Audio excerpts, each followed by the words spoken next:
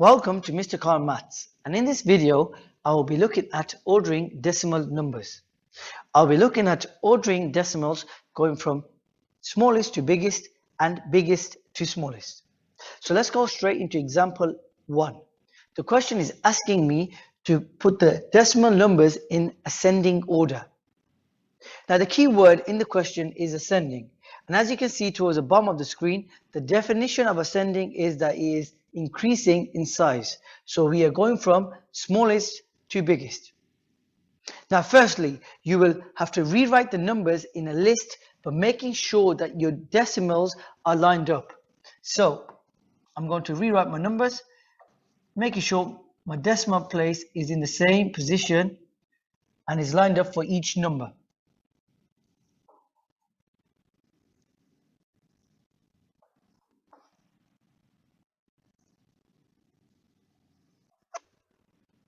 This will then help line up the decimal numbers in the correct place value positions. So in this question, we only have units and tenths. Now, once the numbers have been rewritten and lined up, I will start comparing the digits starting from the left-hand side and working towards the right-hand side. I am firstly going to check, can I compare the numbers in the units position? And in this case, you may have noticed that all the numbers in the units position are the same, so we cannot compare them. We then move on to the next place value position, which is our tenths. So we can see the number 4 is the smallest number in our tenths position. It is then followed up by the number 5. Then we have the number 7. Then we have the number 8. And finally, the biggest decimal that we have in our list is 3.9.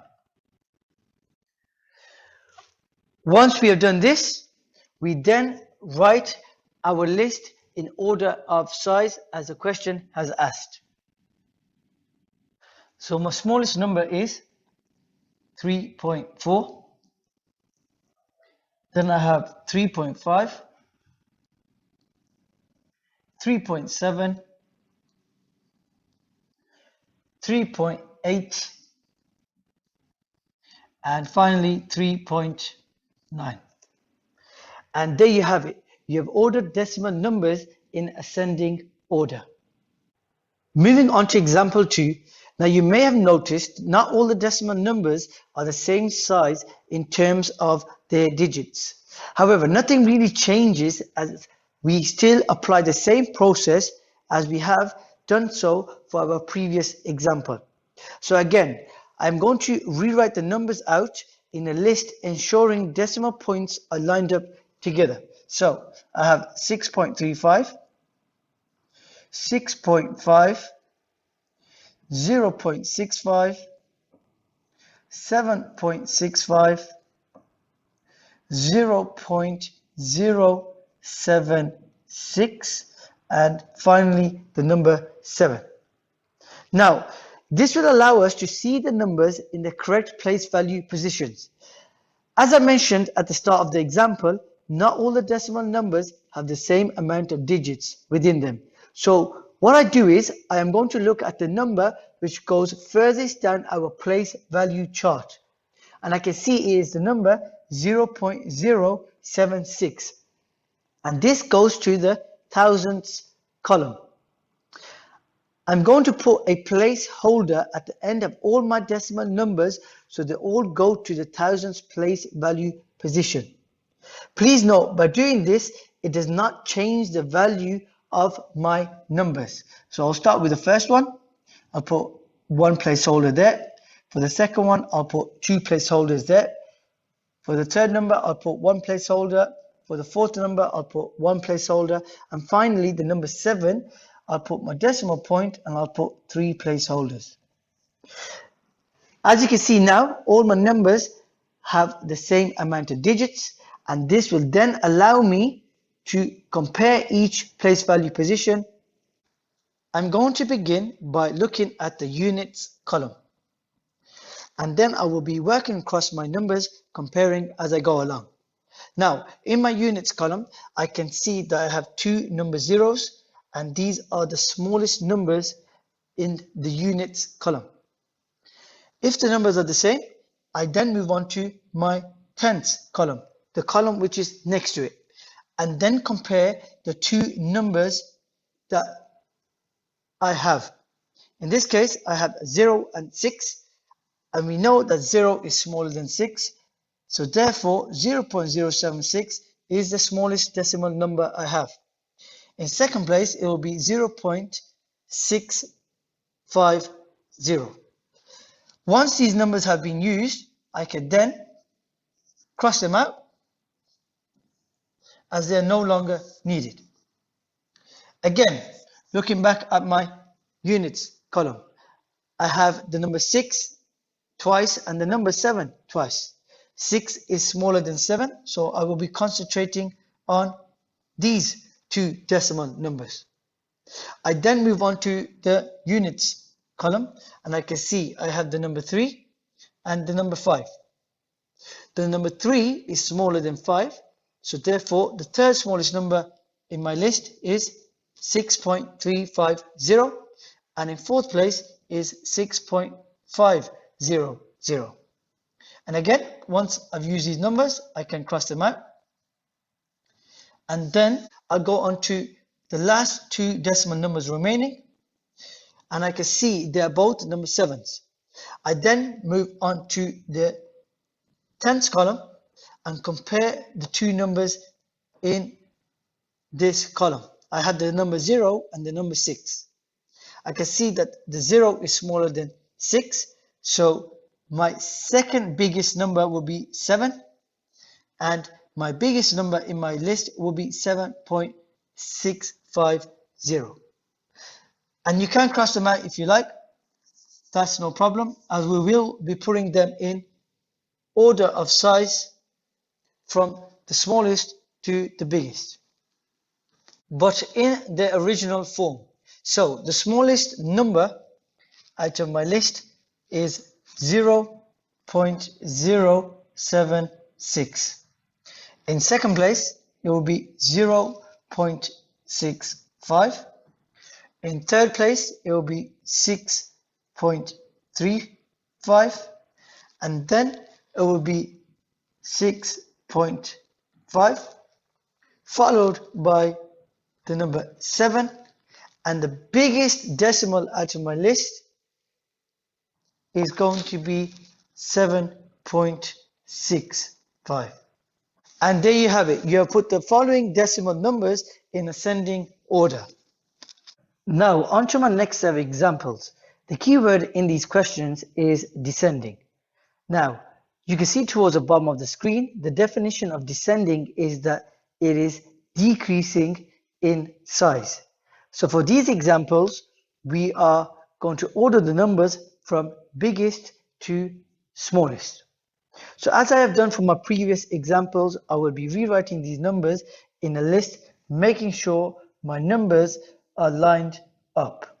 So I have 4.6, 4.9, 4.1, 4.5, and 4.2. By doing so, I can see the numbers in the correct place value positions. So for this question, we only have units and tenths. Now, once the numbers have been rewritten and lined up, I will start comparing the digits starting from the left-hand side and working my way towards the right-hand side. I'm firstly going to check, can I compare the numbers in the units position?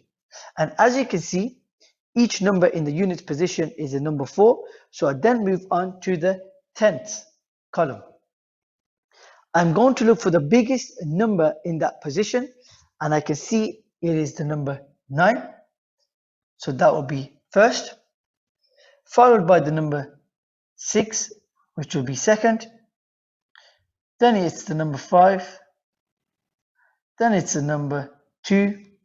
And finally, it's the number 1. So what this is telling me is 4.9 is the biggest number in my list, and the number 4.1 is the smallest number in my list. Now, when I write the answers to this question, I will put the numbers in the original form in order of size from the biggest to the smallest. So I will present my answer in the form of 4.9 first, followed by 4.6, then it's 4.5, and then we have 4.2, and finally the smallest at the lot is 4.1.